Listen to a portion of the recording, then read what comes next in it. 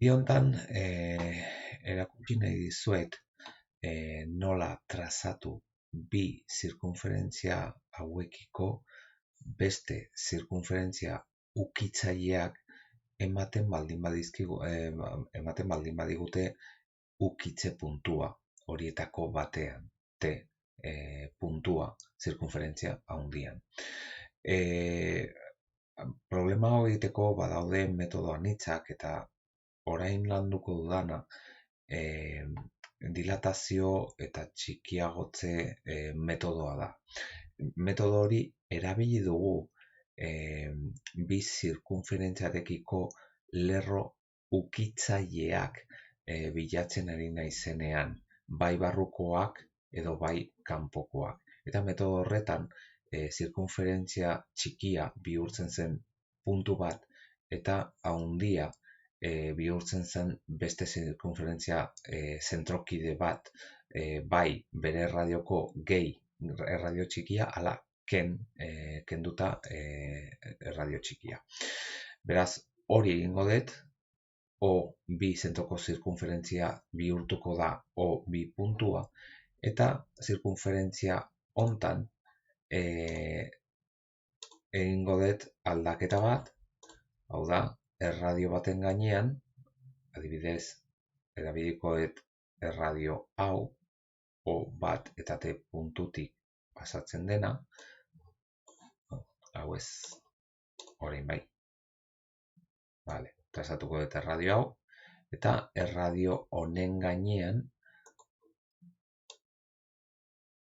eramango dut erradio txikiaren neurria. Konpasarekin hartuko dut erradio hori, T puntutik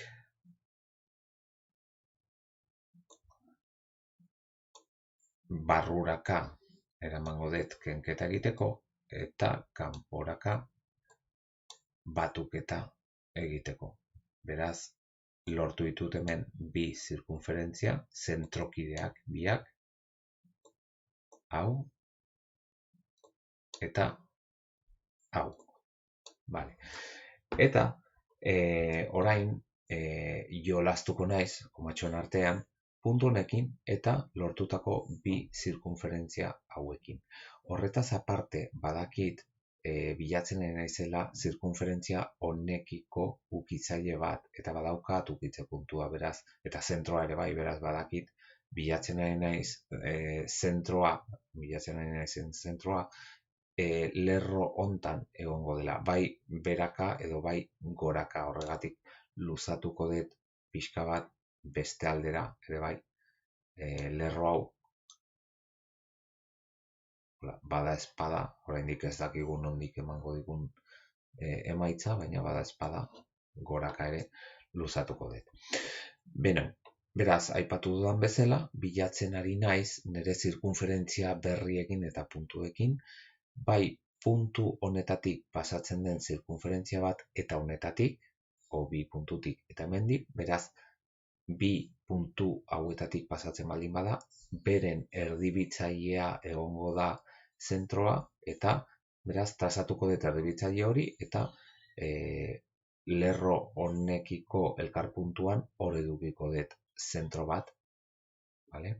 Eta pasako da puntu honetatik eta puntu honetatik, vale? Beraz, beren erdibitzailean ere egongo da emaitza, baina lerro hontan ere bai. Ados?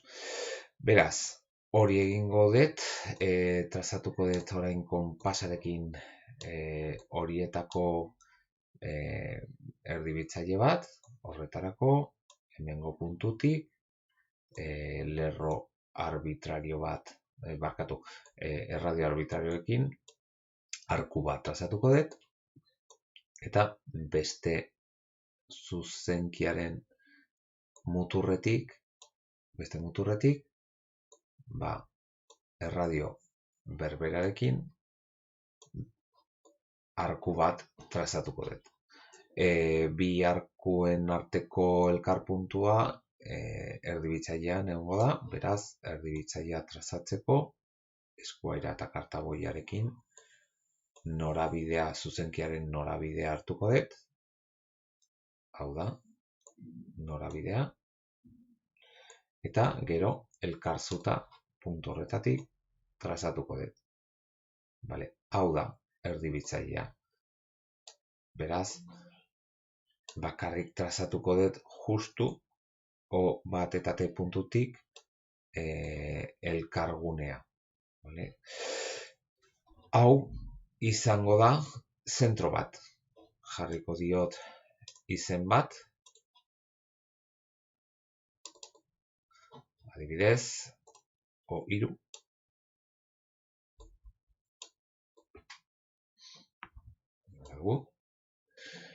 Eta orain, egingo dut gauza bera beste zuzenkiarekin.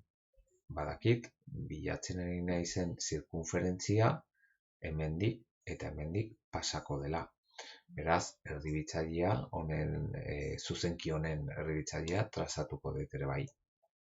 Hartuko dut konpasa, zuzenkiaren mutur batetik arku arbitrario bat trazatuko dut, nahi dudan erradiorekin, arku bat trazatuko dut, eta O2 puntutik,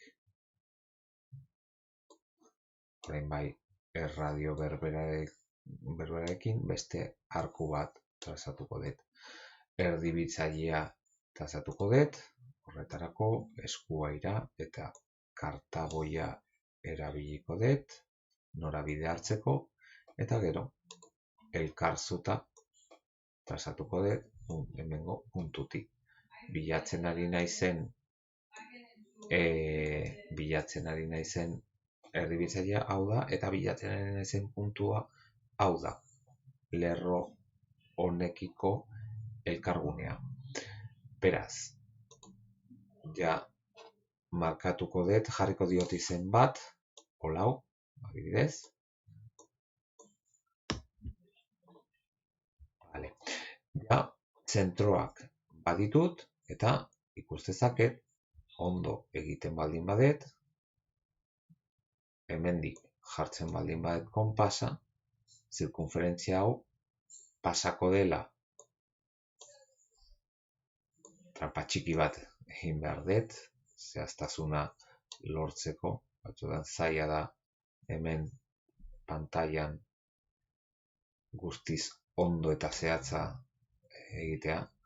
Beraz, zirkunferentzia honek pasa behar du O2 puntutik eta hemengo puntutik. Bilatzen ari naizen zirkunferentzia ez da hau, baina zentrokidea izango da. Beraz, zirkunferentzia pasako da T puntutik, baita ere O2 zentroko zirkunferentziatik, baina puntu bakar batean, beraz, ukitzailea izango da. Baina ezin dut trazatu, gogoratu, ukitze puntua lortu arte.